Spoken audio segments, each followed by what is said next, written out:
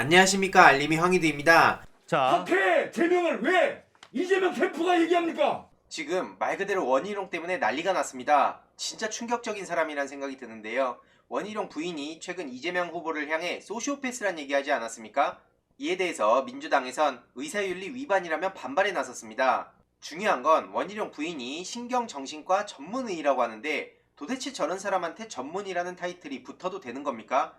일반인이 그런 얘기하는 것도 아니고 전문가라고 하는 사람이 저런 식으로 소시오패스 타령을 하고 있는데 그것도 다른 당의 대선 후보한테 저런 얘기를 함부로 해서 되는 겁니까? 양심의 가책을 느끼지 않는다는 특징을 갖고 있다고 하는데 이걸 보면서 저는 그대로 윤석열한테 물어봐야 되는 거 아니냐 이런 질문을 남기고 싶고요. 신현영 원내대변인은 의사로서 지켜야 할 규범을 내던진 유튜브 막말 내조 상당히 거북하다. 실제로 이를 망각한 의사들이 사회적 질타를 받고 정신건강의학회 윤리위에 제소까지 된 적도 있었죠. 동료 의사들의 명예에 먹칠을 하는 행위를 하는 거고요. 우원식 민주당 의원은 저쪽 사람들은 도대체 왜 그러냐 라면서 해도 선을 넘었다. 남의 고통을 모르는 사람이라고 비난하면서 정작 자신은 그 사람이 겪었을 고통에 대해 알기나 하는 걸까 이렇게 비판을 했습니다. 해당 소식이 전해진 후 많은 비판이 이어지고 있는데요. 그냥 자기 남편을 조용히 응원하면 될걸 남의 당 후보에 대해서 뭔데 설레발이냐 이게 사람이 할 말이냐 이런 지적이 이어지고 있습니다.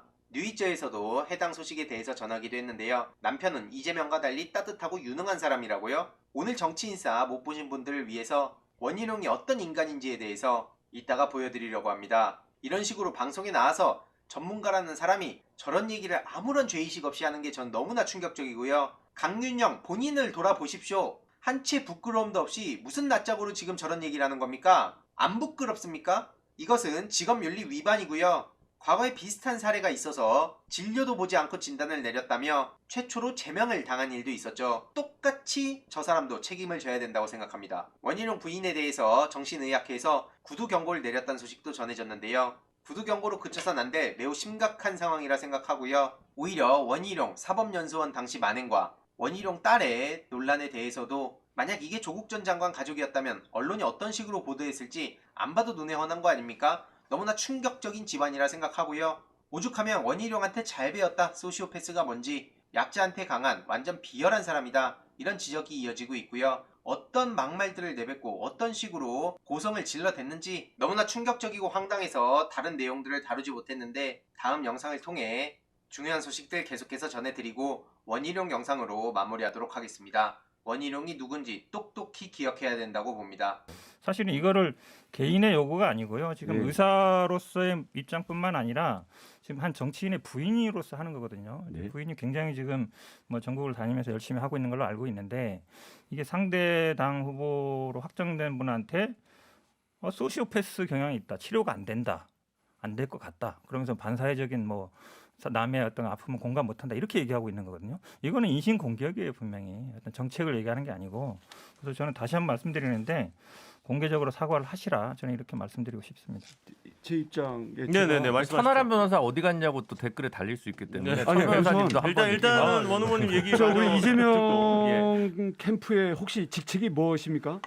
대변인이었는데요. 지금은 캠프가 이제 해산돼서 그렇죠. 전 대변인입니다. 아, 예. 전 대변인 예, 뭐 예. 좋습니다. 뭐 좋습니다. 저도 저는 뭐 제 자신이 이제 후보니까 후보로서 제가 공식적으로 얘기를 하겠습니다. 제 아내의 일이니까 사과할 일이 아니고요. 왜 그러냐? 방송에서 제기된 문제에 대해서 자기 견해를 얘기한 건데 아까 학회에서 뭐 제명된 적이 있다? 학회에서 논의를 해서 제명한다면 감수하겠습니다.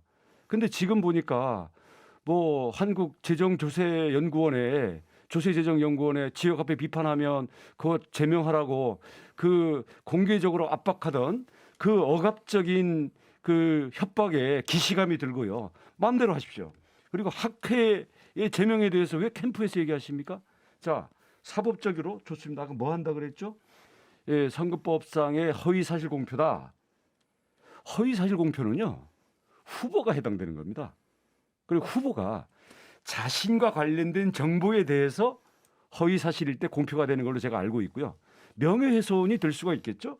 그럼 명예훼손이면 진실에 따른 명예훼손이 있고 허위에 따른 명예훼손이 될 수가 있는데 진실에 따른 명예훼손으로서 고발하시겠다면 어떤 형사처벌인지 감내하겠습니다.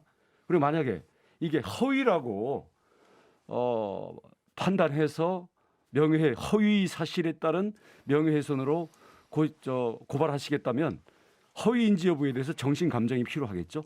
언제든지 응하고 이에 따른 책임 다 지겠습니다. 좀 일단- 반박을 하면요. 네. 짧게 할게요.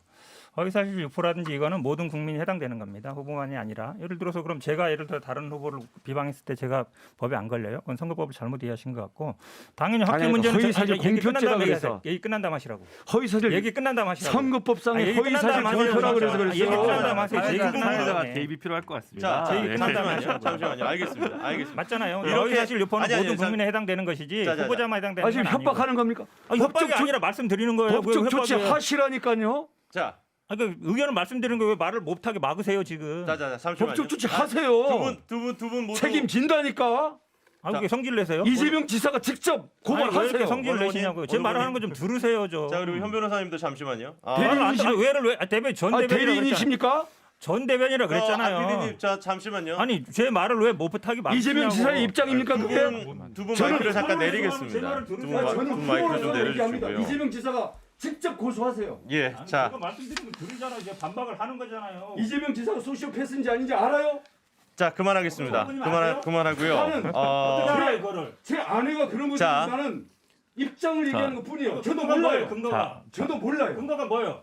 자, 지금 생방 중에 전문가의 이렇게 감정을 하자는 거예요. 자, 자. 의견을 진단하고 하는 거예요? 진단 안 하고 하는 거잖아요 지금. 지금 이렇게 되면은 방송을 생방 중에 진행을 할 수가 없어서 네. 잠시만요. 지금 대통령이 했다는 지금 부인이 그렇게 막 없던 얘기하고 광고라도 들어야 될 건강은 판이세요.